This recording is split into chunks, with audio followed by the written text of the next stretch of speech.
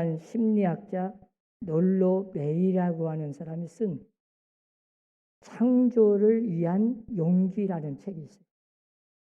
이 책에서 그는 이렇게 말합니다. 현대를 살아가는 사람이 불안을 극복할 수 있는 유일한 길은 용기뿐이다. 참 우리는 환경이다, 물질이다, 뭐다 하면서 여러 사회학적인 그런 문제들을 말하지만 아니다는 거예요. 중요한 것은 내적인 용기. 이 용기가 가장 중요하다. 이 용기가 있느냐 없느냐에 따라서 우리는 행복할 수도 있고 불행할 수도 있고 성공할 수도 있고 실패할 수도 있다. 절망으로 치닫는 이 세대에 바로 이 마음의 힘이 필요하다. 이 내적인 용기가 필요하다.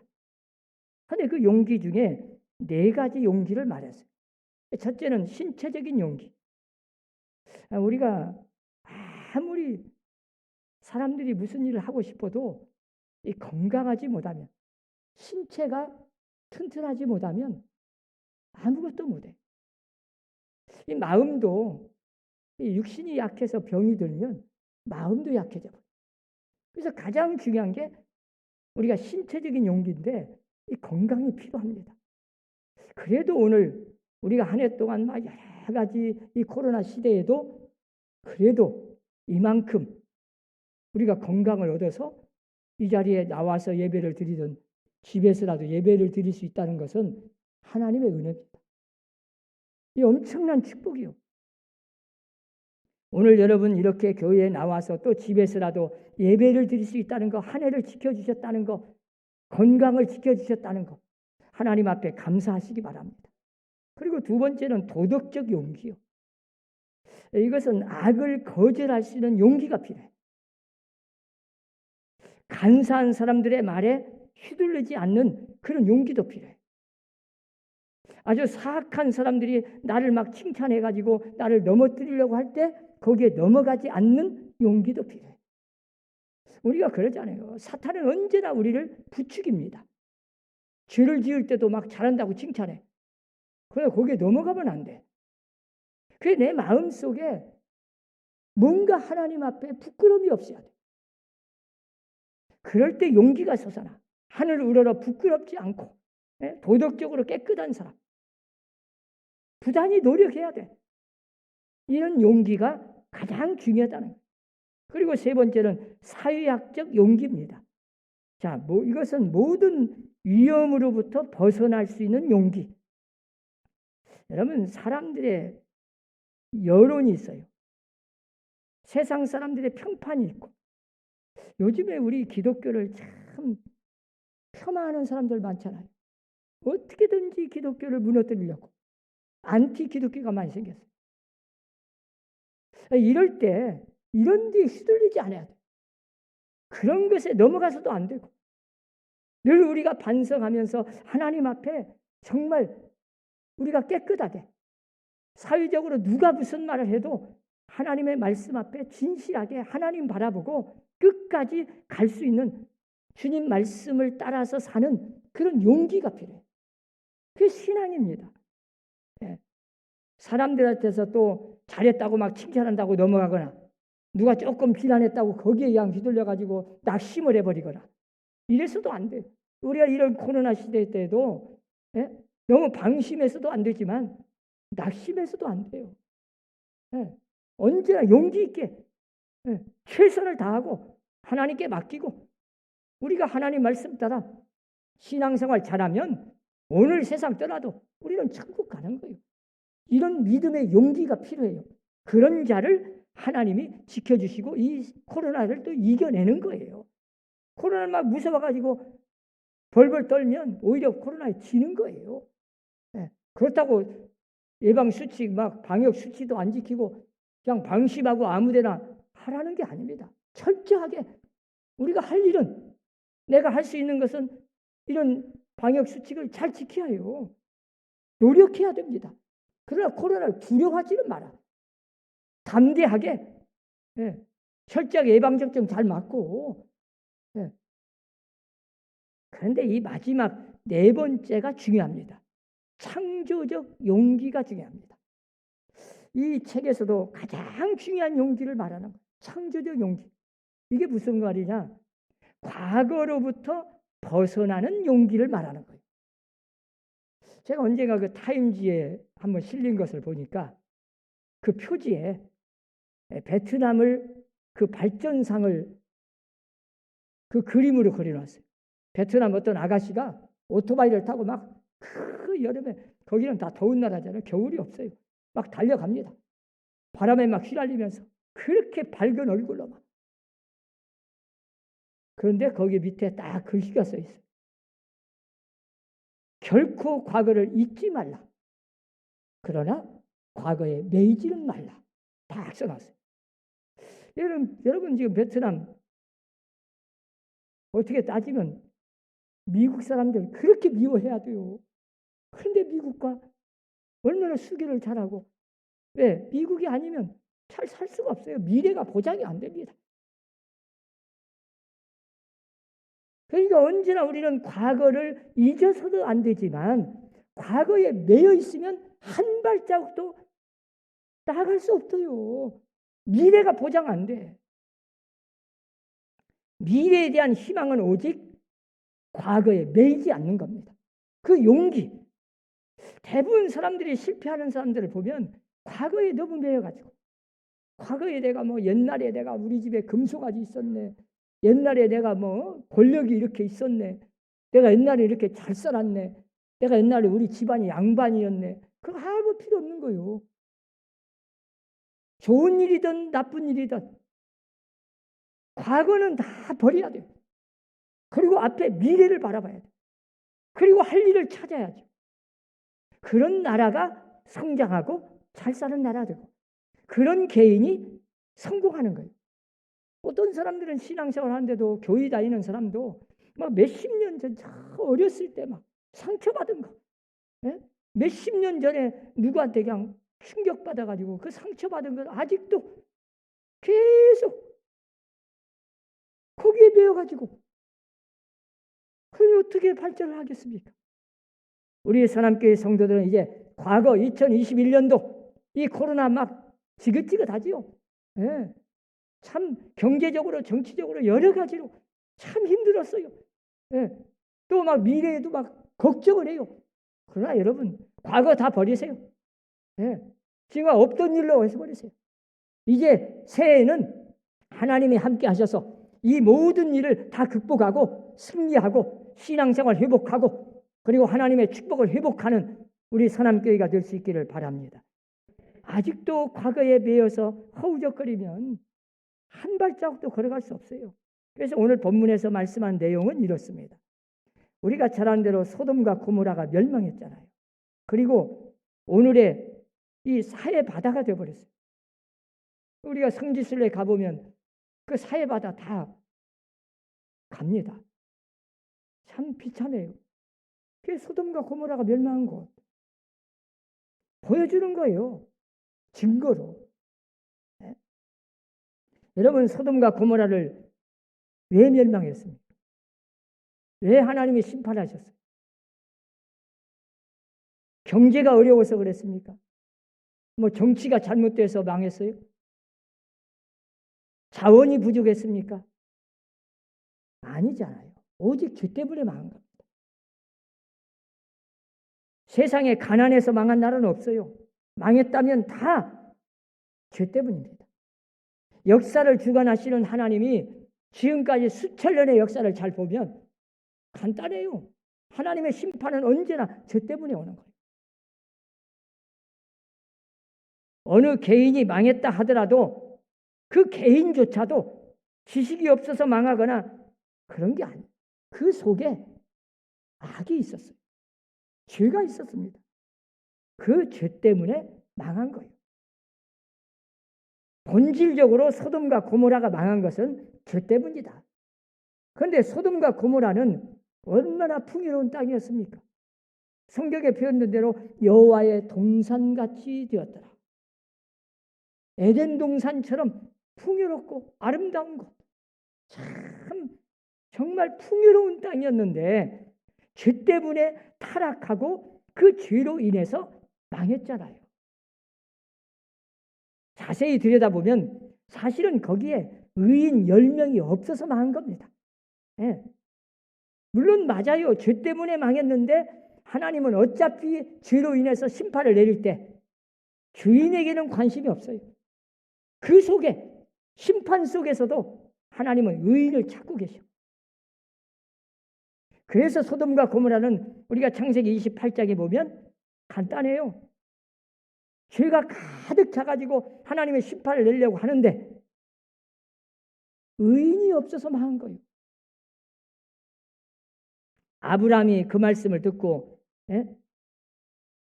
자기 조카가 그곳에 살잖아요. 조카 롯이 살아요. 그래서 소돔과 고모라가 망하면 내 조카가 죽을 텐데 그 생각을 마음속에 품었죠. 그래서 소돔과 고모라가 죄가 많은 줄은 알지만 그 가운데 의인이 50명이 있으면 어떻게 하시겠습니까? 대답합니다. 의인 50을 인하여 내가 용서하리라. 거기에 5명이 부족하면 45명이 있으면 어떻게 할까요? 용서하리라. 계속 내려오잖아요. 10명이 있으면 어떻게 합니까? 마지막으로 하나님 제가 마지막으로 묻겠습니다. 10명만 있어도 어떻게 하실래요? 하나님은 용서하겠다고. 여러분 아브라함은 더 이상 할 말이 없어요. 이제 천사가 떠났습니다.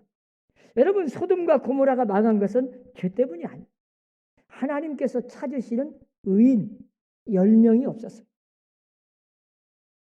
얼마나 심각한 말씀입니까? 지금 이 나라의 현실을 볼 때 뭐가 잘못됐고 뭐 죄가 가득 찼고 참 세상 사회가 얼마나 악하고 정치가 타락하고 별 말을 다 해도 여러분 하나님을 믿는 사람, 하나님이 찾으시는 진짜 의인, 믿음의 사람 10명만 있으면 이 나라에 아니 단 한 명만 있어도 이 나라는 소망이 있습니다. 심판을 유예하시죠. 그런 하나님이세요. 하나님이 찾으시는 의인 10명만 있으면 아니 단 한 사람만 있으면 그 의인을 보시고 하나님께서는 이 땅에 은총을 베풀어 주시는 분이에요. 하나님께서는 의인을 찾으십니다. 하나님의 관심은 악한 자에게 있는 게 아니라 의인에게 있어요. 어차피 악인들은 심판할 것이고 그 속에 의인이 있는가? 의인이 몇이나 있는가? 거기에 하나님은 관심이 되셔. 예레미야 5장 1절에서 절절한 말씀이 있잖아요. 너희는 예루살렘 거리로 빨리 다니며 그 넓은 거리에서 찾아보고 알라. 너희가 만일 정의를 행하며 진리를 구하는 자를 한 사람이라도 찾으면 내가 이 성읍을 용서하리라. 참, 한 사람이라도 찾으면 단 한 사람만 있어도 온 백성이 다 선할 수는 없지요. 예. 온 성읍이 모든 사람들이 다 선하면 좋겠지만 악한 자가 몇 명이든 다 타락을 했어도 하나님께서 찾으시는 그 믿음의 사람, 의인 단 한 사람만 찾아도 내가 이 성읍을 전체를 다 용서하리라. 이 하나님의 말씀을 우리가 들으셔야 돼요. 그러면 우리가 악한 자에게 관심이 있을 필요가 없죠. 왜 이렇게 사회가 악하냐? 왜 이 나라가 이렇게 정치가 타락했냐? 왜 도덕적으로 세상이 이렇게 악하냐? 누구 탓 할 것이 없어요. 중요한 것은 하나님이 찾으시는 사람이 내가 되면 돼요. 나 한 사람이라도 하나님이 기뻐하시고 하나님이 찾으시는 의인이 된다면 하나님은 나를 보시고 그 성 전체를, 이 나라를 하나님이 용서하시라. 그 의인 한 사람 때문에 전체를 참아주시죠. 참아주시죠. 심판하시려다가 하나님 막 분노하셨다가도 참아주시오. 사도행전 27장에서 분명히 말씀하고 있듯이, 자, 사도 바울 한 사람을 살리기 위해서 그 배에 탄 276명을 다 살려내요. 그 못된 사람들 다 죽을 자리에서 사도 바울 한 사람을 살려야 하니까. 그래서 결국 로마로 보내서 세계 선교를 하나님은 다 꿈을 꾸고 계셔. 계획하고 있어. 이런 하나님의 오묘한 섭리와 계획을 이루시기 위해서 사도 바울 한 사람을 지금 로마로 보내고 있는데, 그 바울 한 사람이 탄 그 배의 모든 사람을 하나님은 용서해 주셔. 살려주셔요. 오늘 본문에서 소돔과 고모라는 하나님께서 찾으시는 의인 10명이 없었기 때문에 결국 멸망하게 됩니다. 자, 그러나 롯과 그의 아내와 두 딸은 참 구원을 받잖아요. 여러분, 그런 심판 속에서도 하나님은 구원자를 찾고 계셔요. 이게 하나님의 마음입니다.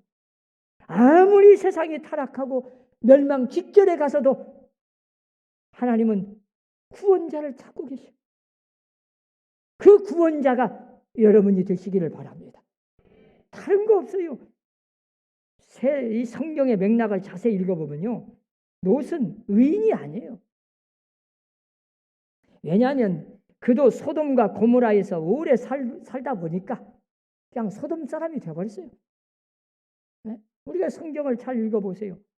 그 세상 소돔과 고모라가 얼마나 타락했던지 그 악에 물이 들어버렸어요. 처음에는 안 그랬어요. 그런데 이 롯도 거기에 오래 살다 보니까 그 세속에 물이 들어버렸어요.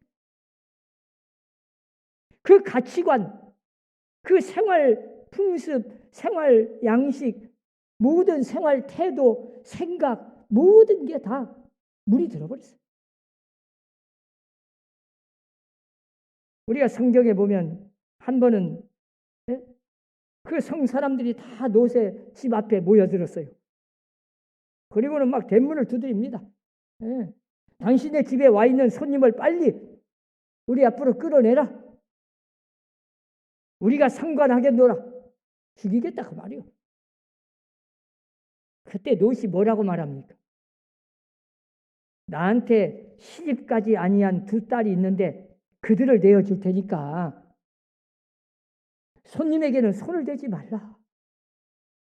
참 굉장히 중요한 순간입니다. 그 손님은 남자의 모습으로 왔습니다. 자, 소돔 사람이라는 뜻의 이 소도마이트라는 이 단어는 한마디로 말하면 다른 뜻이 아니요, 동성애를 뜻하는 겁니다. 네. 그러니까 소돔과 고모라가 타락해도 어느 정도 타락했냐? 철저하게 이 동성애가 만연되어 있어요.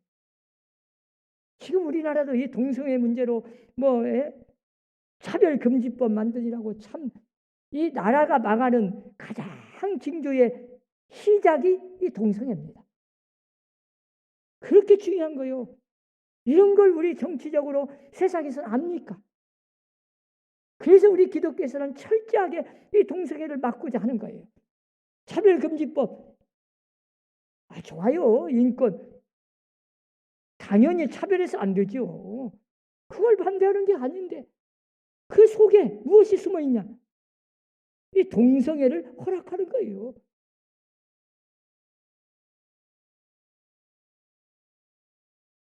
롯이 서슴없이 자기 딸을 내어주는 이 롯도 한마디로 말하면 소돔 사람이 되어버린 거예요. 그 가치관이 이미 물이 들어버렸어요.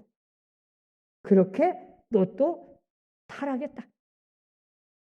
자, 소돔의 문화 죄악에 깊이 젖어버린 이 롯, 그를 구원받을 만한 의가 없습니다. 그래도 남은 게 하나 있는데 있기는, 자, 자기 집에 온 천사가 심판을 예고합니다. 예언하는 거예요. 이 성이 이제 하나님이 심판하겠다. 그때 롯이 받아들입니다. 그 천사를 영접하고 그 말을 믿어요. 아마 그 말을 못 믿고 말도 안 되는 소리 하려고 일축해 버렸다면 큰일 날 뻔했어. 롯이 생각합니다. 아, 맞다.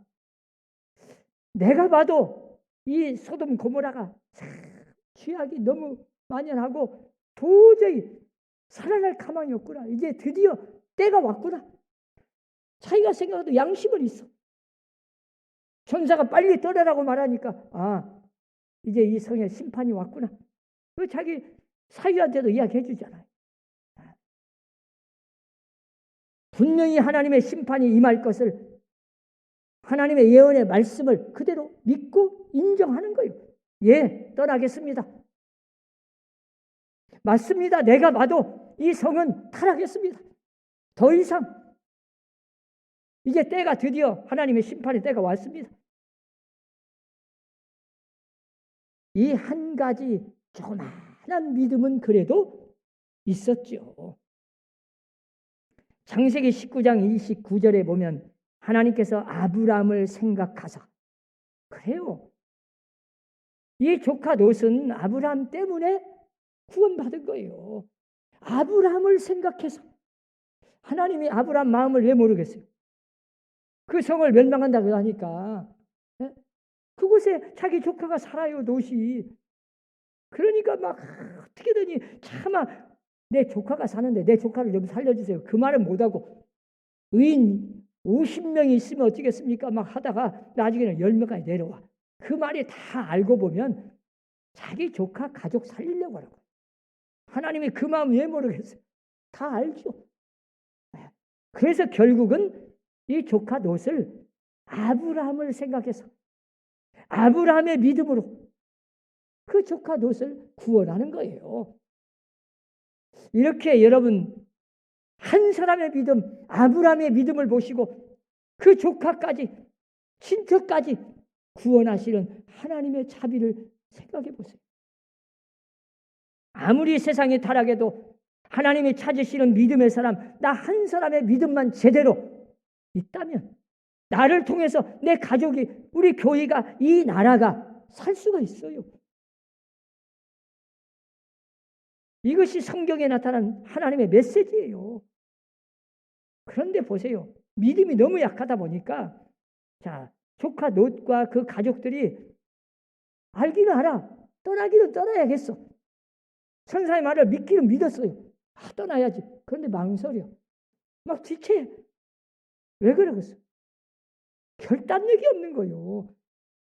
이 결단력이 있어야 믿음이죠. 믿음이 좋다. 믿음이 강하다. 뭘 보고 합니까? 말로 그냥 믿습니다가 아니요. 아니면 아니다. 예. 천국 가는데 지장되는 것이 있으면 단호하게 끊어버려야 돼. 하나님이 싫어하는 것이 있으면 결단을 내려야 하는데 어느 때까지 멈칫해가면서 한 발은 교회에다 두고 한 발은 저 세상에 두고 계속 내가 이래서는 안 되는데 그러면서 계속 가. 계속 멸망에도 가요. 빨리 빠져나가서 도망가야 하는데 안 가고 있어. 거기에 미련이 있어.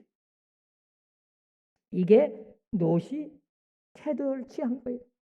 여러분 창세기 19장 16절에 보면 롯이 지체하며 그 사람들이 롯의 손과 그의 아내의 손과 두 딸의 손을 잡아 인도하여 성 밖에 두니 강제로 막 끄집어. 심판이 막 임박했는데 머뭇거리고 있으니 살리기는 살려야겠고 천사들이 막 손을 잡아 그 가족들을 다 끌고 성 밖으로 내보냈어요. 그리고 나서 심판하잖아요. 강제로라도 끄집어내. 이게 하나님의 사랑입니다.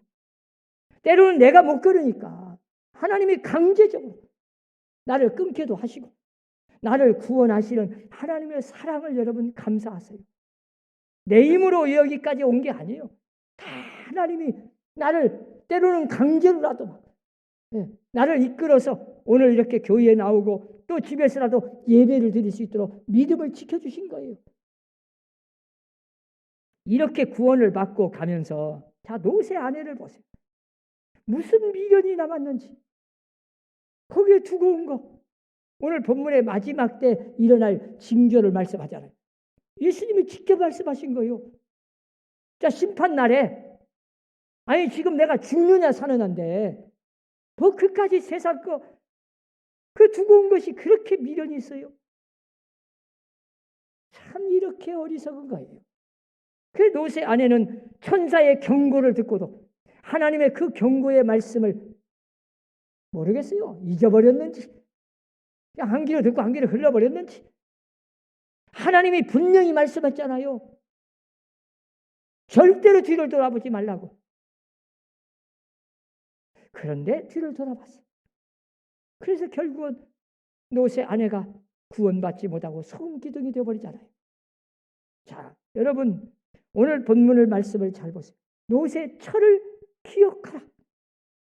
노새 철을 좀 생각하라. 우리는 정말 귀담아 들어야 돼요.